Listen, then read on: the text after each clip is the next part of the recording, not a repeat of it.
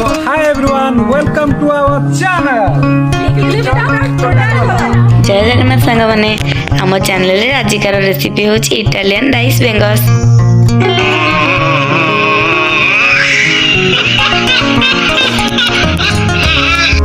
এই আইଟমটা ইটালীর এক বিলুপ্ত হয়ে যাইଥିବା খাদ্য ଅଟେ। ହଜାର ହଜାର ବର୍ଷ ପୂର୍ବେ ମଣିଷ ଯେତେବେଳେ ନୂଆ ନୂଆ ରୋଷେଇ ଶିଖିଲା ସେତେବେଳେ ସେମାନେ ଏଇ ଆଇଟମଟା ବନେଇ ଖାଉଥିଲେ। ଆଇଟମଟା ଖାଇବାକୁ ଯେତେ ଟେଷ୍ଟି ରାନ୍ଧିବାକୁ ସେତିକି ଟାଇମ୍ ଟେକିଂ ହୋଇଥିବାରୁ ଆଜିକାଲିର ବ୍ୟସ୍ତବହୁଳ ଜୀବନରେ କେହି ଆଉ ରାନ୍ଧୁନାହାନ୍ତି। ଆମର କିନ୍ତୁ ଏଇଟା ବହୁତ ଫେଭରେଟ୍।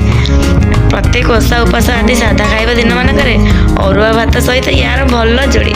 ଏବେ ଆମକୁ ଦେଖି ସହି ପାରୁନଥିବା ଲୋକମାନେ କହିବେ ଏଇଟା କୁଆଡ଼େ ଦହି ବାଇଗଣ। କୁହନ୍ତୁ ଛୋଟ ଲୋକଙ୍କର ଛୋଟ କଥା।